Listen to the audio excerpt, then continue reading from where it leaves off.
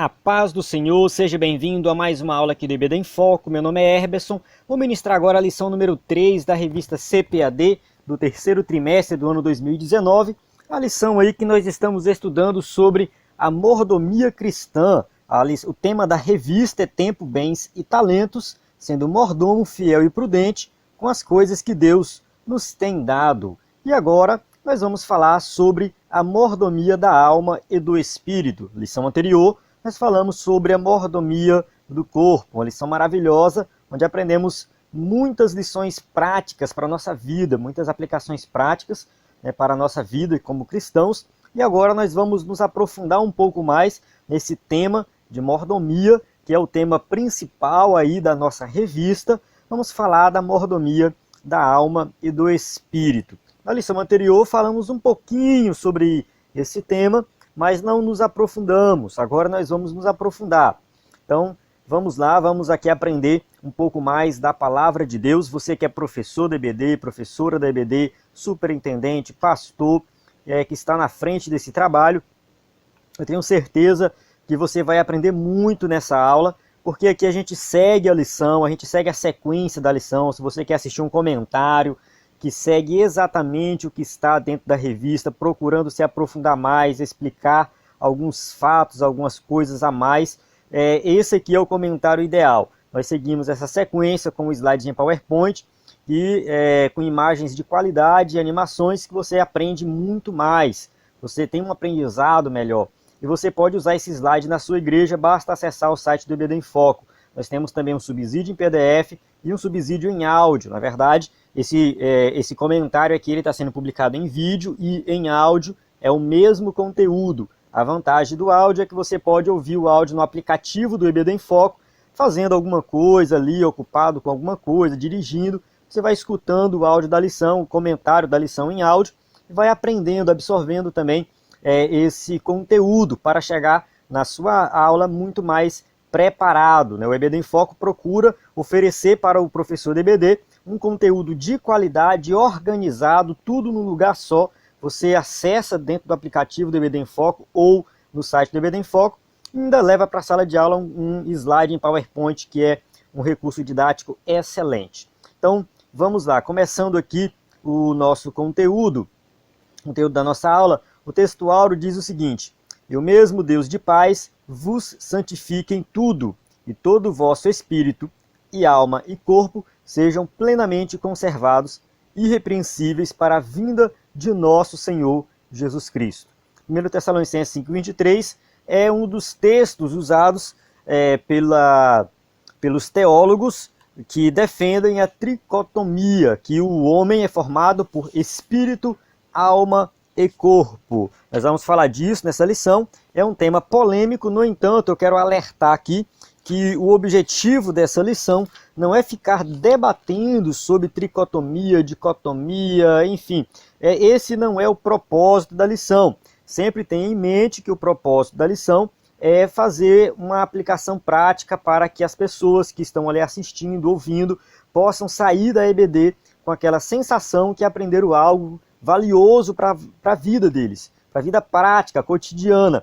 Então, às vezes, a gente que gosta de estudar a teologia fica muito no campo da teoria, dos debates, e discutindo aquelas teorias que cada um defende um ponto de vista diferente. No final das contas, isso não influencia em nada, né? E aí, os irmãos que querem realmente aprender algo prático saem vazio da EBD. Então, toma um pouco de cuidado para não ficar debatendo de forma muito teórica os temas, não levar debate para a sala de aula, mas prestar atenção no assunto, né, e fazer com que todos se alimentem realmente da palavra de Deus. Então, nós vamos falar de espírito, alma e corpo. Corpo falamos na aula anterior. Então, essa aula, espírito e alma. Né? Espírito e alma, nós vamos explicar aqui qual é a função de cada um. E claro, o nosso foco aqui é a mordomia cristã, no sentido de que nós temos que conservar irrepreensíveis até a vinda do Senhor toda a nossa vida. Então esse é o propósito. Como que eu vou viver, como que eu vou andar, o que que eu vou fazer, o que eu vou pensar, como que vai comportar, né? Eu vou me comportar como um todo, o corpo, alma e espírito está falando disso, como um todo, na expectativa de que Jesus vai voltar. Então esse é o propósito da lição.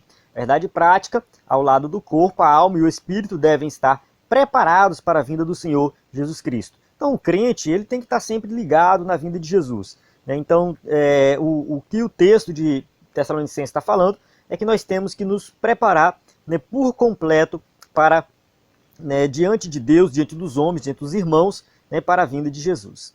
A leitura bíblica em classe encontra em Gálatas 5, 16 a 22 e versículo 25, que vai falar aqui do fruto do Espírito.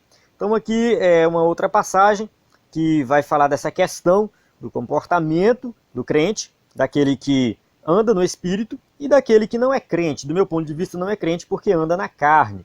Então, as obras da carne, que começa aí no versículo 19, ela está falando, o escritor da revista até coloca lá que tem dois tipos de crente, a gente vai chegar nesse tópico. Mas eu discordo dele nessa escrita dele, dois tipos de crente. Paulo não está falando de dois tipos de crentes, Paulo está falando do crente e do ímpio. Porque se pratica obras da carne, não é crente. Se pratica a obra da carne, é ímpio, não é crente. Ele pode estar na igreja, ele pode cantar, ele pode louvar, ele pode fazer o que ele quiser, mas não é crente. Então o crente, eu vou usar a palavra crente aqui no sentido de alguém que é salvo em Cristo Jesus. Aquele que é salvo de verdade, eu vou usar nesse sentido. Então, que se pratica e vive nas obras da carne é porque não se encaixa dentro dessa visão de alguém que foi remido pelo sangue de Cristo. Então vamos lá, começar aqui a nossa introdução. Para ser mordomo da alma e do espírito, homem necessitante de tudo, da fé em Deus e entrega incondicional a Cristo Jesus e da ação poderosa do Espírito Santo na sua mente, pensamento e maneira de viver diante do Criador. Então, quando a gente está falando de santidade, falamos na aula anterior, vamos falar nessa aula, de viver de forma diferenciada, só é possível em Cristo. Isso não é possível viver como o povo do mundo vive. Sem Cristo não tem como, sem o Espírito Santo não tem como. Então viver em santidade, irrepreensível, esperando a vinda de Jesus, somente em Cristo, somente aquele que foi salvo em Cristo Jesus. Só assim a gente vai conseguir viver em santidade. Para isso é preciso ser uma nova criatura, tá claro isso. 1 Coríntios 5,17 vai deixar bem claro que tem que ser uma nova criatura. Assim, além de conservar o corpo, precisamos conservar a alma e o espírito. É o ser humano por completo. Uma coisa que tem que ficar bem claro também, o ser humano só é ser humano se ele tiver corpo, alma e espírito. Tem que estar tudo junto. É algo integral. A gente estuda separado, mas só faz sentido se tiver tudo junto. Conceituando alma e espírito. Então vamos lá, essa lição não é fácil, mas nós vamos aqui procurar entender esse tema de forma bem detalhada. O significado de alma.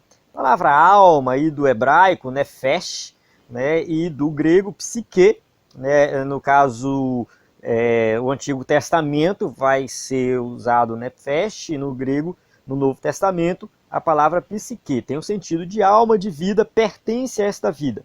Então, corpo, alma e espírito, a alma está relacionada à vida da pessoa. Ela é a base das experiências conscientes. Então, através da alma, o homem tem consciência de tudo que acontece. Ele experimenta na prática o que é, o que é viver, o que é a vida. É equivalente, portanto, à vida, à personalidade ou à pessoa mesmo.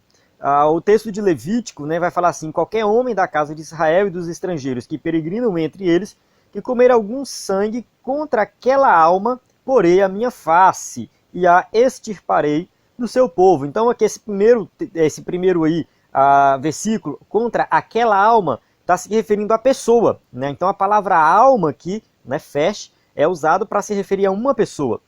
Porque a vida da carne está no sangue, pelo que vou-lo dado sobre o altar para fazer expiação pelas vossas almas, porquanto é o sangue que fará expiação pela alma. Levítico 17, 10 e 11. Então aqui, o termo alma ele é usado também para fazer referência a uma pessoa como um todo. E se você conversar com um adventista, ele vai dizer que não existe uma alma separado do corpo, que se separa do corpo quando o homem morre. O ponto de vista adventista é que o ser humano é uma alma, ele é uma alma vivente. E eles usam as passagens bíblicas onde realmente mostram isso. Então assim, eles não estão 100% errados. É claro que tem outras passagens que vão dar a entender que a alma, apesar de ela estar junto com o corpo, ela pode se separar no momento da morte. Mas isso é algo a se debater. Alguns teólogos, né, inclusive que não pertencem ao círculo adventista, pertencem a outras denominações, outras linhas de pensamento, acaba também crendo dessa forma. Então é algo muito complexo, viu? Eu vou adiantando logo que esse tipo de estudo aqui, ele não vai influenciar na nossa salvação. Eu preciso crer que o espírito é alma, corpo, alma e espírito separado, eu preciso crer nisso para ser salvo? Não, não, não. Você pode acreditar na tricotomia, na dicotomia, você pode acreditar nesse ponto de vista adventista, que o ser humano é uma alma, não tem uma alma separado. Você pode acreditar em qualquer um desses pontos de vista, que isso não vai influenciar na tua salvação. Isso são questões secundárias, e isso a maioria dos teólogos vão dizer a mesma coisa que eu estou falando aqui. Eu estou falando algo que eu li, que eu estudei nos livros de teologia sistemática, Berkhoff, do Wayne Grudem, então outras teologias sistemáticas pentecostal também, são questões secundárias, mas são importantes para nós aprendermos sobre elas. Então vamos lá, continuando aqui. Do ponto de vista teológico, a alma é a sede das emoções e dos sentimentos, conforme Jesus expressou num contexto de angústia. A minha alma está profundamente triste até a morte. Marcos 14:34. Então aqui Jesus ele vai dizer que a sua alma está triste. Então ele coloca aqui a alma como sendo a sede, o centro das emoções. Então quando a gente olha para um corpo que está morto, a gente não vê nada, não vê vida ali, não tem emoção, não tem sentimento, né? Tem algo vazio, é só um corpo, é como se fosse só uma carcaça, não está faltando algo. Então assim, o corpo ele precisa da alma, né? Então a alma é o centro das emoções e dos sentimentos. A origem da alma. Olha, mais uma vez, avisando, vamos entrar em um tópico que também é especulação, maior parte é especulação. A Bíblia não vai dar uma resposta 100% disso aqui, por isso eu também aconselho você não perder muito tempo nesse tópico aqui de origem da alma, debatendo isso. É bom esclarecer os pontos de vista que existem, no entanto, não tem necessidade de ficar debatendo, porque não vão chegar em uma resposta definitiva. A alma está unida ao espírito, isto é humanamente, e por isso é humanamente impossível separá-los. Assim, tanto a alma quanto o espírito constituem a parte imaterial do ser humano. Então, o ser humano ele tem uma parte imaterial, que é a alma e espírito, apesar de nós estudarmos separadamente, pelo fato de que os teólogos da Assembleia de Deus, em sua grande maioria, e a própria teologia assembleiana, a gente está dentro de um contexto da Assembleia de Deus aqui, então deixar isso bem claro. A gente estuda vários pontos de vistas, eu estudo vários, no entanto eu vou expor aqui o ponto de vista da Assembleia de Deus aceito pela maioria, né, que nós somos corpo, alma e espírito, a tricotomia. Né, mas apesar de estudarmos alma e espírito e corpo separado, a gente tem que entender que o ser humano ele só é ser humano se tiver tudo junto. E que alma e espírito não tem como separar. Então vão estar juntos o tempo todo. A gente estuda separado e acaba estando junto. Aí alguém pode questionar, então eu não posso assumir o ponto de vista da dicotomia, que alma e espírito é uma coisa só? Pode, não tem problema você assumir esse ponto de vista. Você pode assumir porque também tem base bíblica. Eu vou dizer logo, todos os três têm base bíblica. Todos eles. Então, olha só, mais um texto aqui que vai fazer essa distinção. Hebreus 4:12, porque a palavra de Deus é viva e eficaz e mais penetrante do que espada de alguma de dois gumes, e penetra até a divisão da alma e do espírito, das juntas e medulas, e é apta para discernir os pensamentos e intenções do coração. Então esse texto de Hebreus aqui, ele é usado pelos teólogos que acreditam na tricotomia, onde mostra que tem realmente a separação, a divisão entre alma e espírito. Já os teólogos da dicotomia vão dizer que isso aqui é apenas um jogo de palavra e não está, e alma e espírito é a mesma coisa. Então, claro, eles vão usar outras passagens também para os seus argumentos. Então, é por isso que eu digo que é uma discussão que não vale a pena se aprofundar muito, ficar debatendo, isso não vai influenciar na nossa salvação, tá? Então vamos lá, vamos falar aqui dos pontos, das teorias, né, que tentam explicar a alma, de onde veio a alma, a origem da alma. Então essas teorias, a primeira é a teoria da pré-existência, a teoria do criacionismo e a teoria da participação. Criacionismo aqui não é aquele criacionismo que a gente falou na aula anterior, de Deus criar todas as coisas, é o criacionismo da alma. Tem outras, viu? É porque eu só listei aqui 3, que é o que está na revista, a gente segue aqui a revista, mas você encontra, se você for pesquisar em livros de teologia sistemática, você vai encontrar aí outras teorias, debatendo um com o outro, enfim. Mas não se preocupe, não precisa ficar preocupado com isso. Vamos lá, a teoria da pré-existência é o seguinte. Segundo essa teoria, as almas existem nas diversas esferas do mundo espiritual e entram no corpo gerado num processo denominado reencarnação. É como se existisse um local onde as almas ficassem guardadas e Deus ia pegando uma por uma e depois essas almas iam se reencarnando, né? E essa teoria é defendida pelo Espiritismo, né? O objetivo desse processo é levar a pessoa a sofrer pelos pecados cometidos em pretensas existências anteriores. Então, assim, segundo essa teoria, ela é a da reencarnação, a alma, ela volta para um lugar e depois ela entra de novo no bebezinho, aí vive novamente, depois ela vai para um outro lugar e depois ela fica se reencarnando. É um dos pontos fundamentais do Espiritismo, mas não somente do Espiritismo, viu?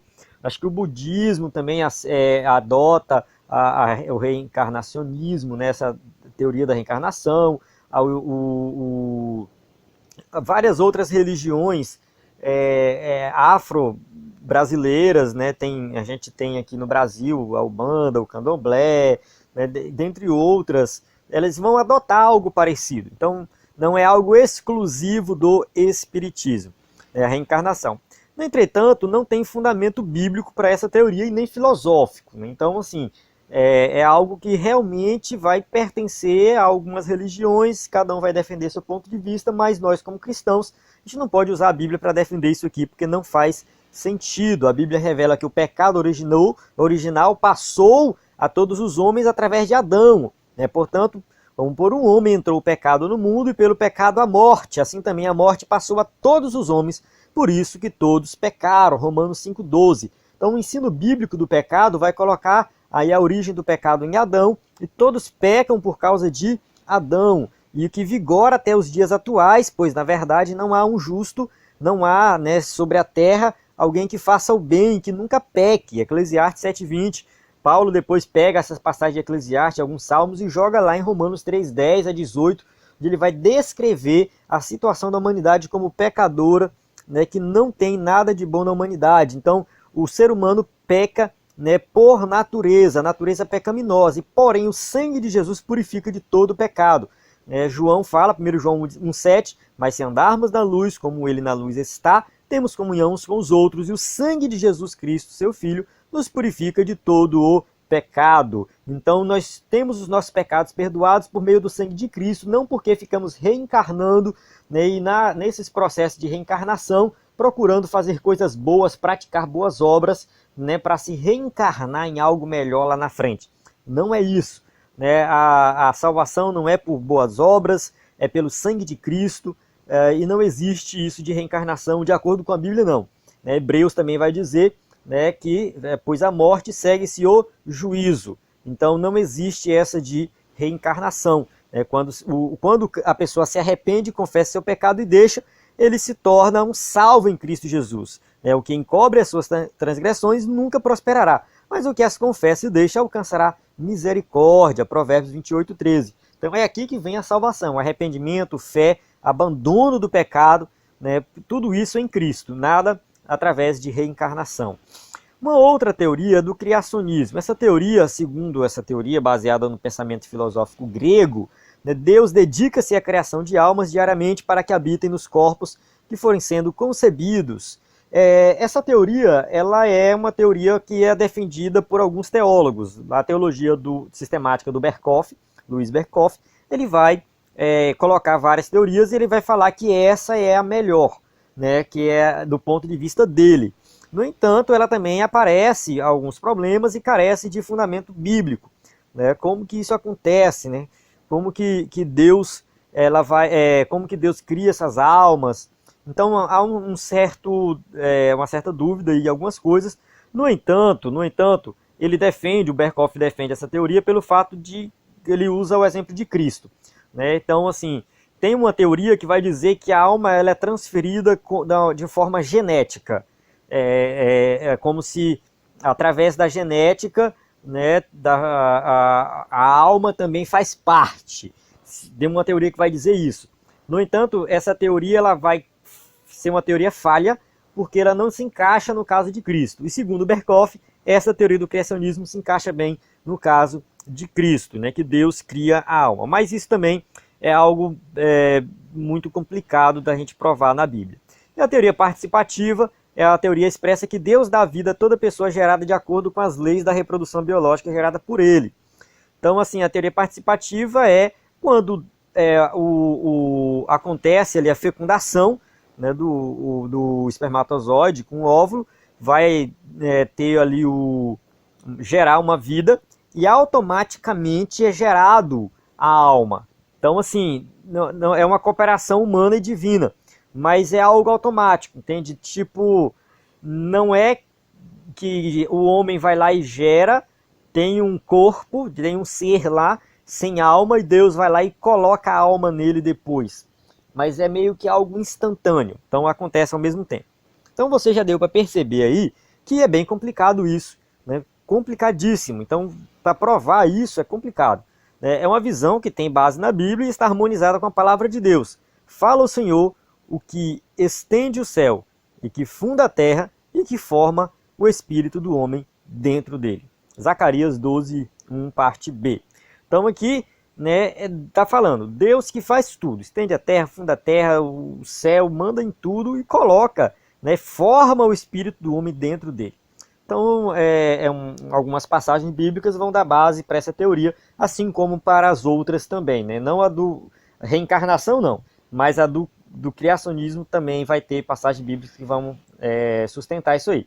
Todavia, como Deus age na criação de cada alma e espírito dentro do ser humano, é um dos muitos mistérios da fé pela qual devemos curvar-nos humildemente diante de sua magnitude. Então, assim, não tem uma resposta fechada. A gente só tem que se curvar diante da glória de Deus e falar, Deus, a gente não consegue compreender. Pronto, eu não consigo compreender. Não sei se você consegue compreender, mas eu não consigo. Então simplesmente acontece, vai lá e tem. Será que Deus tem um depósito de alma, ele cria a alma na hora, é junto ali? Não sei, mas isso é um mistério de Deus, né? E não adianta ficar especulando sobre isso. Conceituação de espírito. Segundo o Novo Testamento, a palavra que se refere a espírito é pneuma. Então vamos falar agora nesse subtópico do espírito, né? Se refere ao próprio ser da pessoa.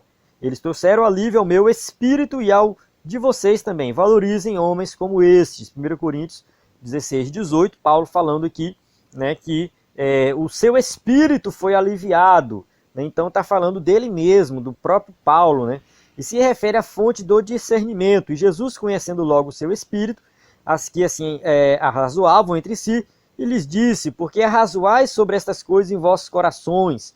Essa passagem aqui é a passagem lá do Jesus curando, né? E eles só no pensamento deles lá, né, criticando o que estava acontecendo. E Jesus vai falar assim, olha, né, Jesus conhecendo o espírito deles, sabia o que passava no coração deles, o sentimento deles. Então, se vocês observarem, muitas vezes a palavra alma e espírito vai ser usado para se referir à mesma coisa. Por isso que o pessoal da dicotomia vai, né, usar muitos argumentos aí. Então, assim, às vezes a palavra alma e a palavra espírito é usado para se referir à mesma coisa. No caso aqui, olha só, o apóstolo Paulo usa a palavra espírito, pneu, para se referir a ele mesmo. Ele trouxeram alívio ao meu espírito, né? E Jesus conhece o espírito deles, do que estavam arrazoando, né? Que assim arrazoavam entre si, que estavam murmurando, né? Então, assim, o espírito, ele também é usado, às vezes, no mesmo sentido que a palavra alma é usada, né? O espírito humano. Fonte das emoções, né? Jesus, pois, quando viu chorar e também chorando, os judeus que com ela vinham, moveu-se muito em espírito e perturbou-se. João 11:33. Esse aqui é o contexto de Lázaro, né? Está morto lá Lázaro, está todo mundo chorando. E aí diz que moveu-se em espírito. Então aqui fala das emoções também. Você lembra que nós falamos da alma lá atrás, que Jesus falou que a alma dele estava abatida, que Jesus lá no Getsemane, né? Então assim, a alma usado também como fonte de emoções, aqui espírito usado como fonte de emoções. Então dá para perceber que é bem complicado fazer separação de alma e espírito. É bem complicadinho. Mas vamos lá. Fonte da vontade. Depois dessas coisas, Paulo decidiu no espírito ir a Jerusalém, passando pela Macedônia, pela Cássia, a Caia, tá. Né? Então, assim, Atos 19:21. O foco aqui é isso. Decidiu no espírito. Então tem a ver com vontade também. Então, assim, tem dependendo do contexto, a palavra pode assumir significados diferentes. É assim, o espírito humano, regenerado, submetido a Cristo, torna-se sensível ao Espírito Santo. Então aqui o que os teólogos da tricotomia vão dizer é que a parte do homem, do espírito, é que está ali relacionando, é a que faz a ponte com Deus. Né? Através do espírito humano é que nós temos acesso à presença de Deus, né? E também, claro, é sensível ao Espírito Santo.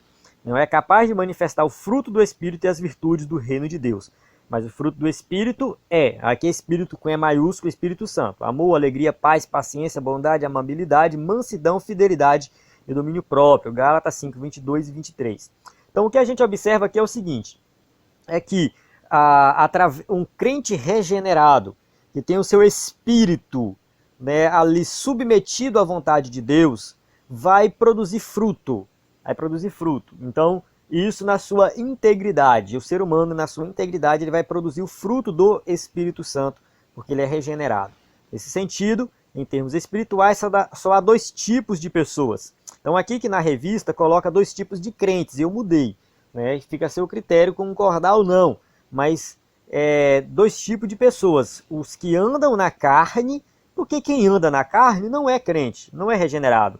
Né? Então, esses andam na carne. E os que andam no Espírito. Por isso vos digo, né, que vivam pelo Espírito, de modo nenhum satisfarão os desejos da carne. Gálatas 5:16. Então, se eu ando no Espírito, não vou satisfazer os desejos da carne, não vou andar na carne. Então, quem anda na carne é porque ainda não foi regenerado, não é salvo ainda.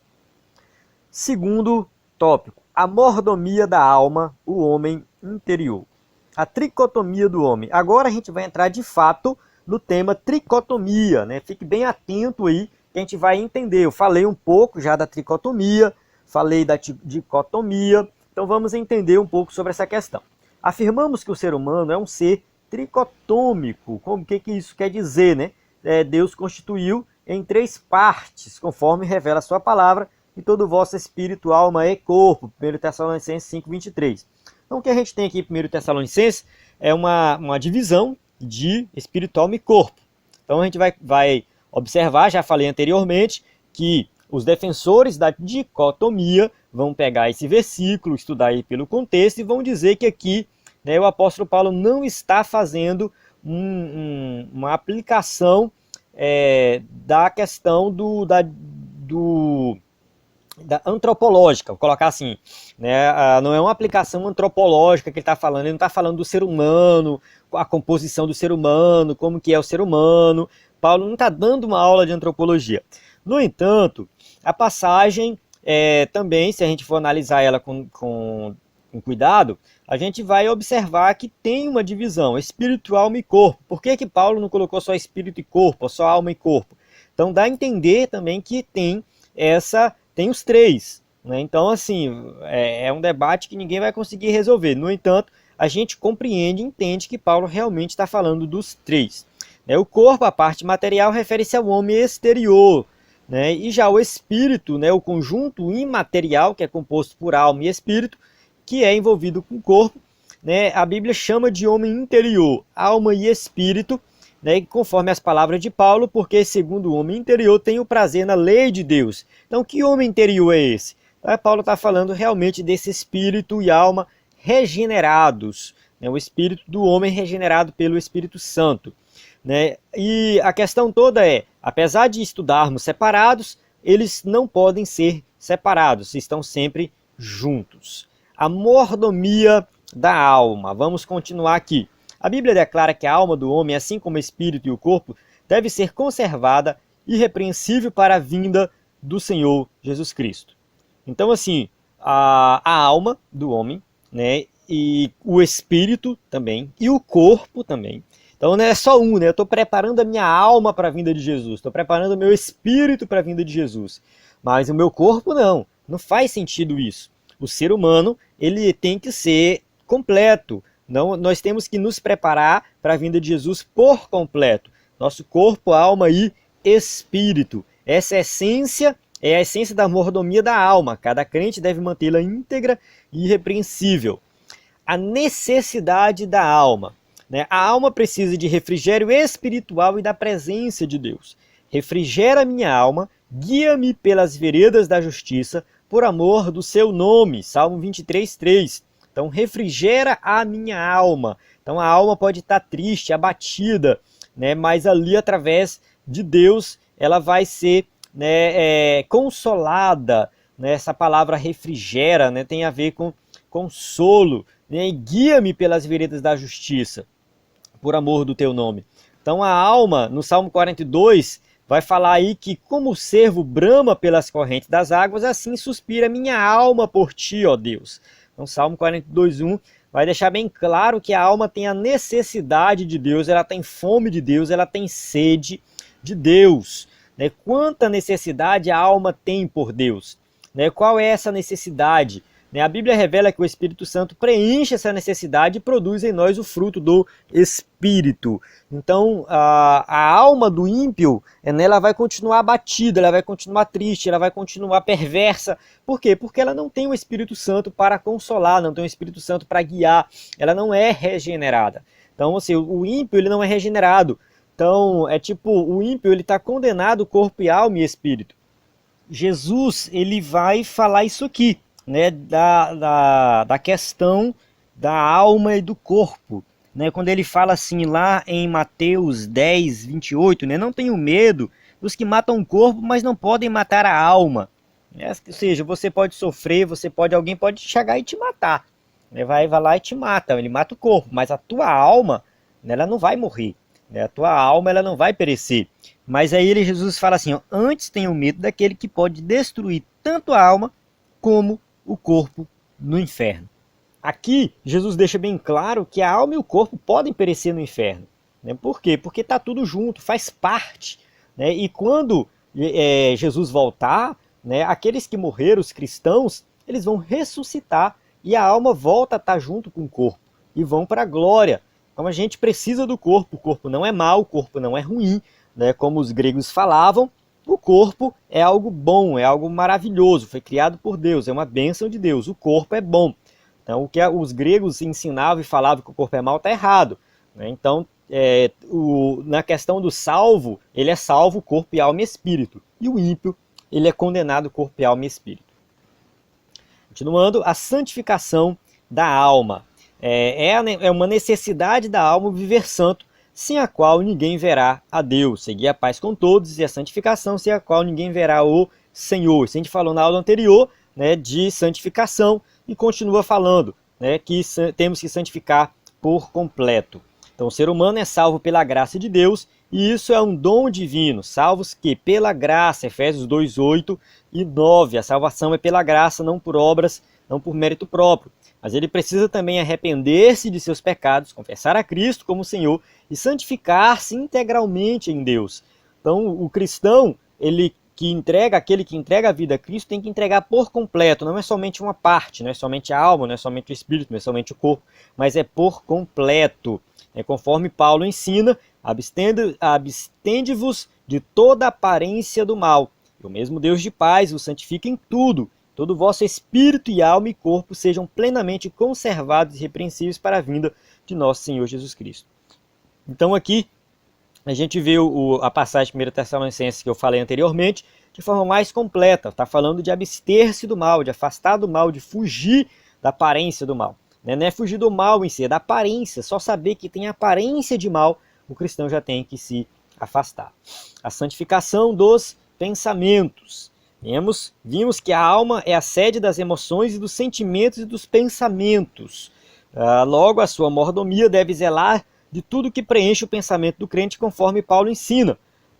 Quanto ao mais, irmãos, tudo que é verdadeiro, tudo que é honesto, tudo que é justo, tudo que é puro, tudo que é amável, tudo que é de boa fama, se há alguma virtude, se há algum louvor, nisso pensai. Então, Filipenses 4:8, Paulo vai deixar bem claro aqui que nós temos que conservar puro toda a nossa vida, todo o nosso pensamento, todos os nossos desejos, tudo isso tem que estar puro, purificado. Pensar em coisas boas, não coisas ruins, praticar coisas boas. Então a questão toda, que começa no pensamento. Se você vai cultivar pensamentos ruins, consequentemente suas atitudes serão ruins. Então Jesus já fez essa advertência com relação ao coração do homem, porque do coração procedem os maus pensamentos, mortes, adultérios, prostituição, furtos, falsos testemunhos e blasfêmias. Mateus 15:19. Então Jesus deixa bem claro que antes de ter a prática tem o desejo, tem o pensamento, tem o desejo do coração. Então toda ação ou reação humana precede pensamento, sentimento e emoção. Então primeiro o homem pensa em fazer o mal, depois ele pratica o mal. Começa dentro do coração e por isso que Jesus vai dizer que nós já pecamos somente nos nossos pensamentos e nossos desejos. Terceiro tópico, a mordomia do espírito. Andando em espírito, 3.1. Na mordomia do espírito, o crente deve procurar andar em espírito. Então aqui ele tem que se submeter ao Espírito Santo. O apóstolo Paulo, ele falou, até acho que foi falado na aula anterior, não lembro isso, se foi, mas não vivo mais eu, mas Cristo vive em mim. Eu não pertenço mais a mim mesmo. Então eu tenho que me submeter por completo ao Pai, ao Filho e ao Espírito Santo. É uma submissão onde o próprio ser humano ele deixa de ser dono de si mesmo. Ele passa a pertencer a Deus.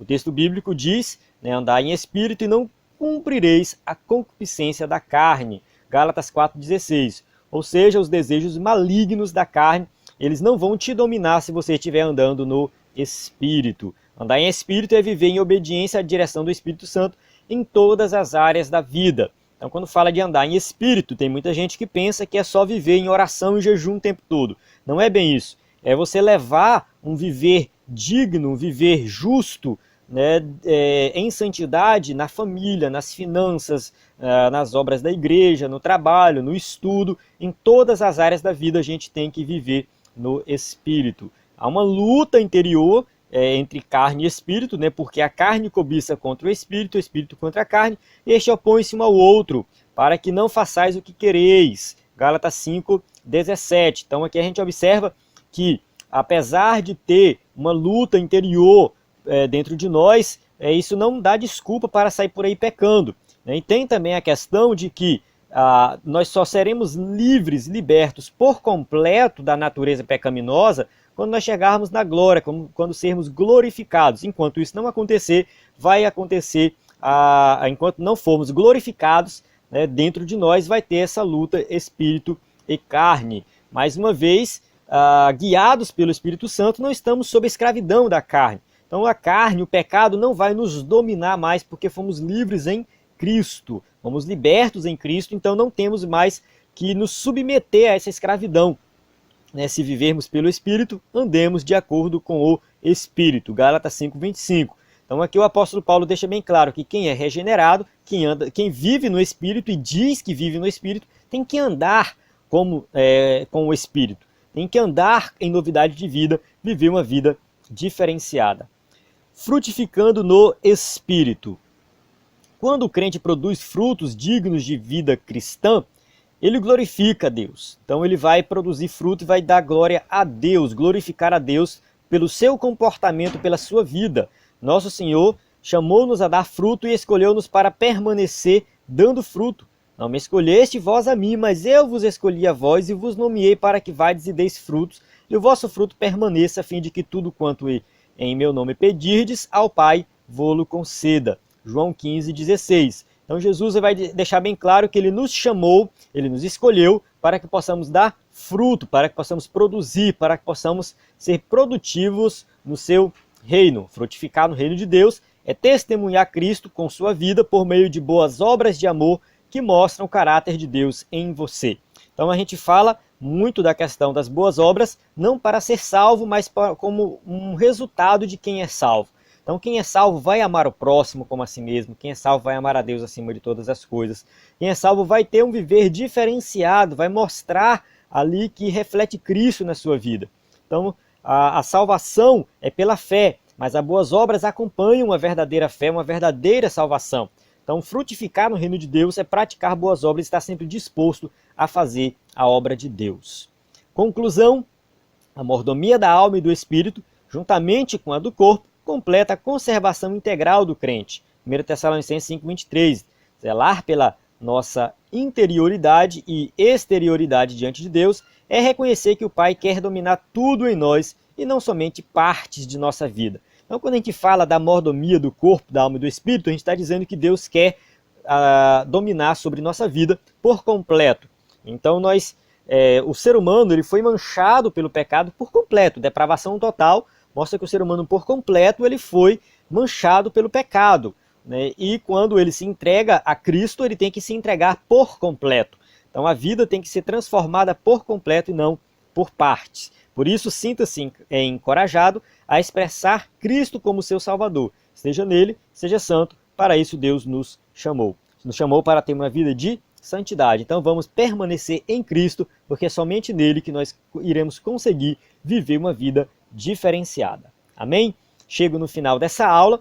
Espero que você tenha gostado. Deixe seu comentário, deixe sua participação. Se você está assistindo pelo YouTube, você pode se inscrever no canal, curtir, compartilhar. Se você estiver dentro do aplicativo ou do site do EBD em Foco, tem também a opção de deixar o seu comentário. Às vezes eu não tenho tempo de responder, mas eu sempre me dedico, às vezes, durante a semana, para responder alguns comentários, tirar algumas dúvidas. Fique à vontade, né, para deixar o seu comentário. Se for dúvida, também deixe aí que eu vou tentar responder antes de domingo. Eu agradeço a sua audiência, se você me escutou até aqui. A gente tem as perguntas aqui para quem usa o slide na igreja e quer fazer algo diferente. Temos os cursos gratuitos dentro da plataforma, né? Então aqui a gente encerra essa aula. Espero que você tenha gostado. A paz do Senhor. Até a próxima aula.